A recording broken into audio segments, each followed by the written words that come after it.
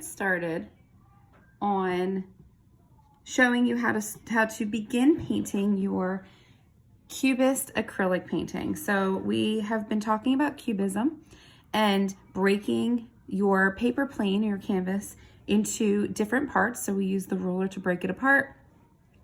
And then you are to draw your portrait or your still life.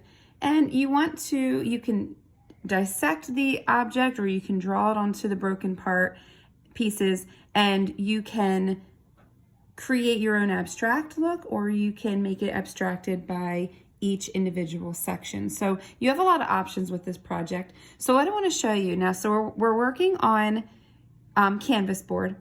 And to start with this paint, this particular paint that you're using, the student grade paint, it is very thin. So we have to create a base on our canvas for the paint to actually stick. So I'm going to show you over here. I kind of started, this is something called a wash, and here we see a wash, and I'm going to actually demonstrate that for you today. And then right here I had actually started to paint onto the wash. If you just try to start painting, you're going to see that your paint is very thin and you're going to have to do multiple coats. So I'm going to show you how to slowly build up your paint, and then how to add on your paint throughout the project. So let me get started. So usually with a wash, you're going to mix in a lot of water with your paint. Your paint is already very thin. And here's my paint. This is my paper plate palette. Your paint is already very thin, so you don't have to put too much water on your brush. So I'm just like dampening the brush. I'll show you the brush size that I'm using. This is a good size for this section. You don't want too large of a brush, and you don't want too small of a brush. You just want your brush to kind of make sure that it fits within the area that you're painting. So if I was painting something really tiny, this might be a little bit too big. All right. So I'm going to go ahead and I'm going to, so if you look at my color scheme, this is a split complementary. So we have orange, and then we are going to split its complement. So we're going to split blue apart. So we're going to have blue violet and then blue green. So here I'm using a blue green, and I'm actually going to put the orange into this section. So you have a ton of options how you want to do this. Over here, I made each section one color. Here I'm going to switch it up a little bit. And so I want you kids to decide on what you would like to do for your painting. So I'm going to go ahead and I'm going to mix up my orange. Okay. And my brush is just slightly damp, but you're going to see, and I'm just going to add just the tiniest bit of water. You're going to see that when I start painting in here, it's going to be very, very light and washy. All right. So what I'm doing is I'm just going to start here. And when you're creating a wash, it is nice to decide on what kind of values you're going to be using. So, you know, are you going light to dark, dark to light? So I'm just going to go ahead and add a little tiny bit more water here. And you're going to see that the wash, it's going to be a very, very thin coat. And this is what we want. Every time these coats dry and we start to add, it's going to grip onto the canvas so much better. All right, so now I'm going to come over here. Now, we are going to be doing a lot of blending, but remember, this is our first washy coat, so I'm just going to leave a little thin line in between so that I can see the separations. These are my petals of the flower, and I've broken the flower apart. I sort of dissected it into its basic shapes because we are doing this Cubism project. Okay, so here's my separation line that I had made with my ruler, and so this is why I'm switching up the colors here. Okay, I'm just leaving a little sliver of separation in there, and I'm just going to go ahead and add in my little wash. So I have it a little bit darker over in the center, and I'm letting it lighten up as it gets to the edge. So I'm just going to leave this now to dry, and then I'm going to show you a second coat. All right, so I'm going to work into this section here where I had already done my wash and it's nice and dry. Kids, it takes about 5 minutes to dry these, okay? All right, so now I'm going to go in and I'm going to get my blue violet mixed up again. And I'm going to show you now for a second coat, I am not going to add in water, and I want to start to blend. So remember, we're using our split complementary color scheme. And then we are also doing tints and shades of those colors. So I'm going to go ahead and mix my color up. All right, so you can see I've already done this layer. So let's move on to, let's do this petal over here, okay? So I want to be dark on this edge because I sort of ended with a lighter value. I'm going to be dark in here, and I'm just going to go ahead, and you're going to notice, oops, I got into my other spot. It was a little bit wet. So you're going to notice as you're painting, it's not going on as thin because it's grabbing onto that layer below. So I'm just going to go ahead and spread out my paint. And then I'm going to take just a little bit of white and I'm going to blend right onto my canvas. Right in here. I just want this to be, so see how it's just softly blending? Just wanted it to be a little bit lighter as we make it to our edge. And you're going to see it goes on so much smoother once you have that little base in there. Okay, so I'm actually going to take the brush that's already loaded up.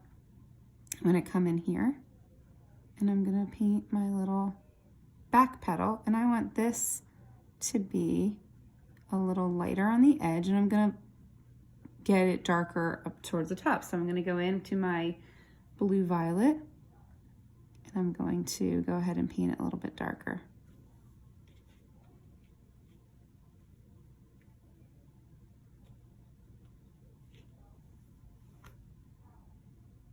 Oops, okay.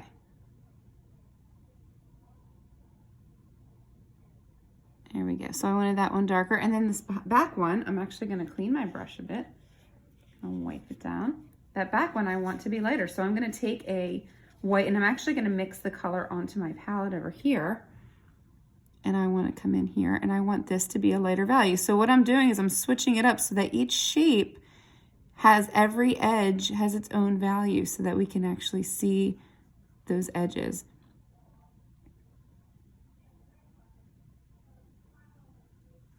Okay. Now, if I was doing this, you know, not as a demonstration, just sort of painting, I would recommend painting the background first because we're definitely gonna kind of hit these edges a little bit. So, you know, for in the future, I would have painted this orange background first, but this is for, you know, demonstration purposes. It's okay. I'm gonna take a little bit more white, and I'm actually gonna blend the white right here. Oops. Onto my canvas. And I want to sort of make it look like a petal. So I'm just going to allow it to blend with the other wet paint. Okay, so we have this sort of, you know, blended look. I'm going to kind of keep those brush strokes a little open. I might do the same thing down here. See, I had done it in that one as well. Okay.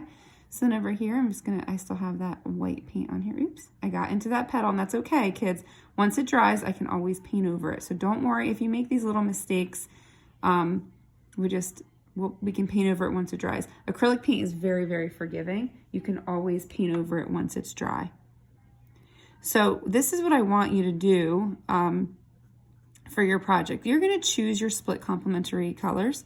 You're going to take the paint palette that you were, that was sent home, and you're going to, on your palette, you just want to put a little bit of paint. You can always put more, you can always add more. It does dry very quickly. So in order to not waste paint, you only want to put a little bit at a time. And then you're going to decide where you want to do your paint sections. Do you want each separation by the ruler to be its own color, like I did over here, where this whole section is all orange, just different tints of orange. And then this one is different tints of blue-green. This one's different tints, and we have a shade in there of blue-violet, and then back to orange.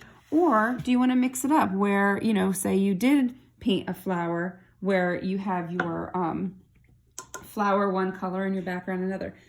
You can choose however you would like to do this. This is a split complementary color scheme. So you could have your entire subject one color and then the background, you know, blended versions of tints and shades of the other colors.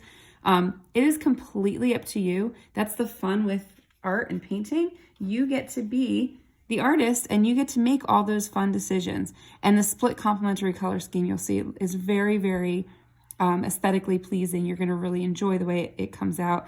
And these are arbitrary colors. It doesn't have to actually be the color of the real flower. Again, part of the abstraction is choosing what you want your image to look like.